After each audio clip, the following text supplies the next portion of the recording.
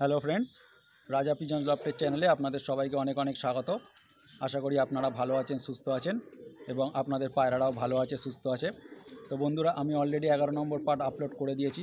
আশা করি ভিডিওটি আপনারা দেখেছেন, আপনাদের ভালো লেগেছে। তো আজকে আমি 12 নম্বর পার্ট আপলোড করতে চলেছি এবং থাম্বনেল দেখেই হয়তো আপনারা বুঝতে পেরেছেন যে আমি কোন বিষয়ের ওপর আজকে ভিডিও বানাতে চলেছি।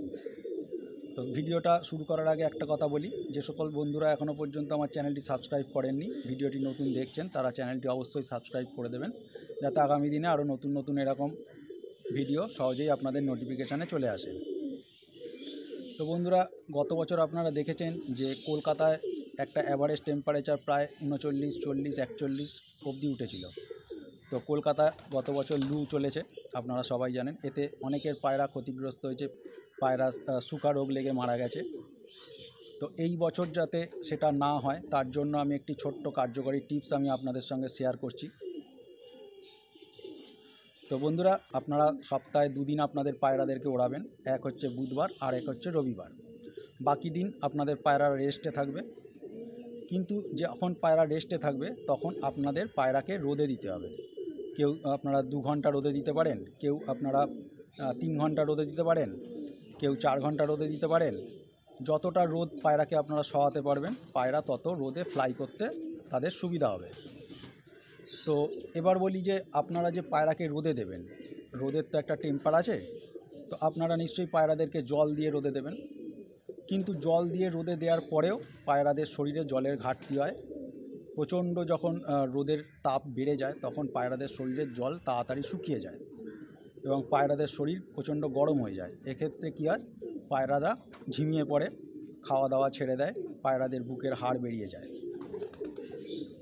এটা একটা কমন ব্যাপার, আপনারা হয়তো অনেকেই জানেন, আবার অনেকে জানেন না। তো এই প্রবলেম যাতে আপনাদেরকে ফেস করতে না হয়, তার জন্যই আমি এই ছোট্ট একটি কার্যকরী টিপস আপনাদের সঙ্গে শেয়ার করে রাখছি। এটা আপনারা অবশ্যই ব্যবহার করবেন, ইউজ করবেন আপনাদের পায়রাদের জন্য।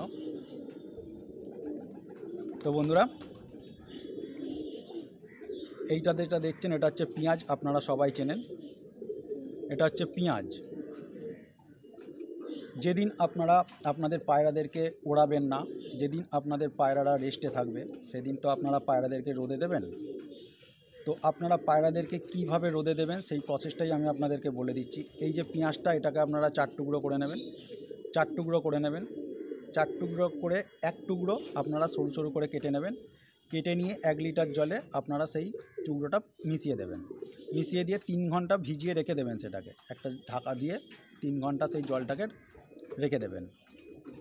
রেখে দেওয়ার পর ধরুন আপনি পায়রাকে 9টার সময় রোদে দেবেন, তাহলে এটা আপনাকে 6টায় করতে হবে। আপনি 6টার সময় পেঁয়াজটা কেটে জলে ভিজিয়ে দিলেন এবং 9টার সময় সেই পেঁয়াজটা জল থেকে তুলে সেই জলটা 20 থেকে 25 ml আপনার পায়রাকে খাইয়ে তারপরে পায়রাকে আপনাকে রোদে দিতে হবে। এতে কি হবে, রোদের যে টেম্পার সেটা পায়রার শরীরে লাগলেও যে রোদের যে তাপ, হিট, সেটা পায়রা অ্যাবজর্ব করবে না। এই যে পেঁয়াজের জলটা আপনারা যখন পায়রাকে খাইয়ে দেবেন, পায়রার শরীর ভেতর থেকে ঠান্ডা থাকবে এবং সূর্যের যে তাপটা সেটা পায়রার শরীরে কোনো এফেক্ট হবে না। আশা করি আমি বোঝাতে পারলাম আপনাদের এই পেঁয়াজের জলের উপকারিতাটা। তো এই পেঁয়াজের জল যখন আপনারা খাওয়াবেন, তখন পায়রা ভেতর থেকে ঠান্ডা থাকবে এবং সূর্যের তাপ যত পায়রার শরীরে লাগুক, পায়রার শরীরে কোনো এফেক্ট হবে না। তো এই প্রসেসেই আপনারা আপনাদের পায়রাদেরকে রোদে দেবেন এবং যেদিন ওড়াবেন সেদিনের ট্রিটমেন্ট তো আমি আলাদা করে আপনাদেরকে বলবো পরে। এটা হচ্ছে আপনারা পায়রাদেরকে কিভাবে হিট থেকে, সূর্যের হিট থেকে বাঁচাবেন। আর একটা উপায় আমি আপনাদেরকে বলে দিই,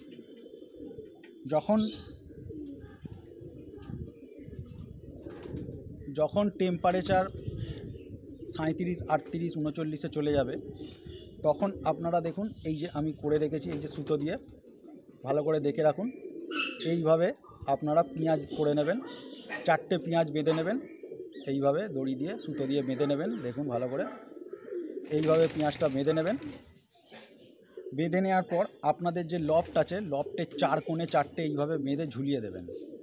আপনাদের যে লফট আছে, এই যে আমার পেছনে যে লফটটা দেখতে পাচ্ছেন, এর যে দেয়াল আছে, 4 দুদিকের দেয়াল, 4 কোণে 4টে এইভাবে পেঁয়াজ আপনারা বেঁধে ঝুলিয়ে দেবেন। এতে কি হবে, আপনাদের পায়রারা যখন ঘরের ভেতরে থাকবে, তখন বাইরে যে গরম হাওয়াটা বইবে সেটা ঘরের ভেতরে ঢুকলেও পায়রাদের শরীরে অনেক সময় লাগলে পায়রারা ঝিমিয়ে পড়ে, নিস্তেজ হয়ে পড়ে, পায়রাদের শরীরে জলের ঘাটতি হয়।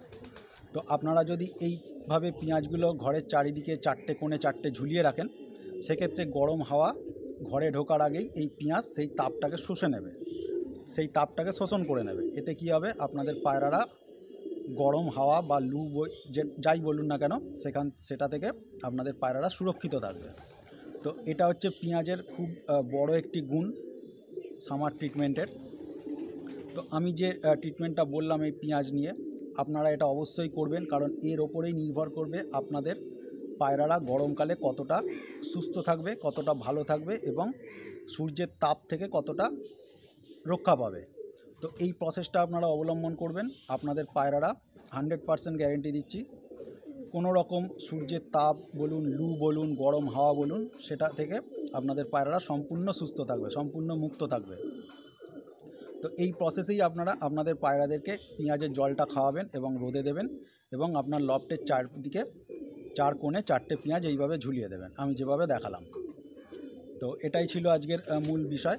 পায়রাদেরকে আপনারা গরমকালে কিভাবে ঠান্ডা রাখবেন, তাদের বডি কিভাবে ঠান্ডা রাখবেন এবং সূর্যের তাপ হিট থেকে লু থেকে কিভাবে রক্ষা করবেন। তো আশা করি ভিডিওটি আপনাদের ভালো লেগেছে। ভালো লাগলে অবশ্যই লাইক করবেন, কমেন্ট করে জানাবেন। তো বন্ধুরা, ভালো থাকবেন, সুস্থ থাকবেন এবং আপনাদের পায়রারাও যাতে ভালো থাকে, সুস্থ থাকে সেই কামনা করি। জয় হিন্দ।